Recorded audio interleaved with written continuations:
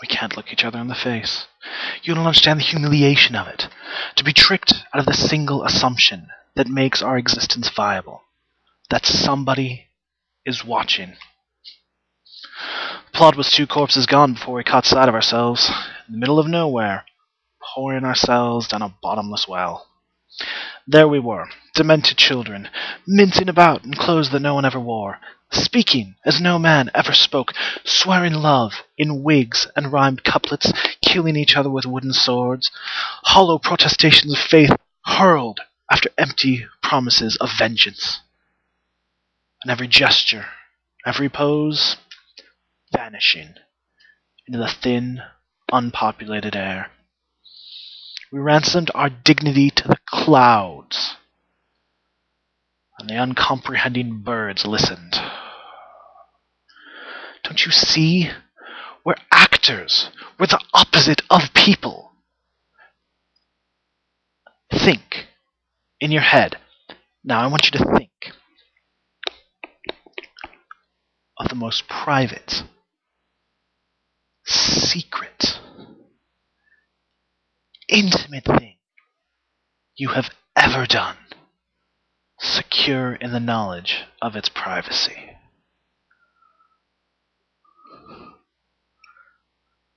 Are you thinking of it?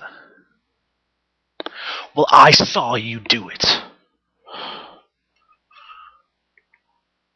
We're actors. We pledged our identities, secure in the conventions of our trade, that somebody would be watching. And then, gradually, no one was. We were caught, high and dry. It was not until the murderer's long soliloquy that we could look around, frozen as we were in profile. Our eyes searched you out. First, confidently. And then, hesitantly. And then desperately, as every patch of turf, every log, every exposed corner in every direction proved uninhabited. And all the while the king addressed the horizon with his dreary, interminable guilt. Our heads began to move, wary as lizards. The corpse of unsullied Rosalinda peeped through his fingers. The king faltered. Still, force of habit and a trust that our audience peeped at us from behind a nearby bush forced our bodies to blunder onward long after they'd been drained of meaning, until, like runaway carts, they dragged to a halt.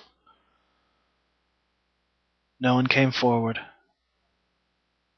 No one shouted at us. The silence imposed itself upon us. It was obscene.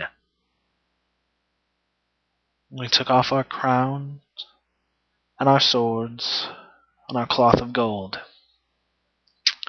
and we moved, silent, on the road to Elsinore.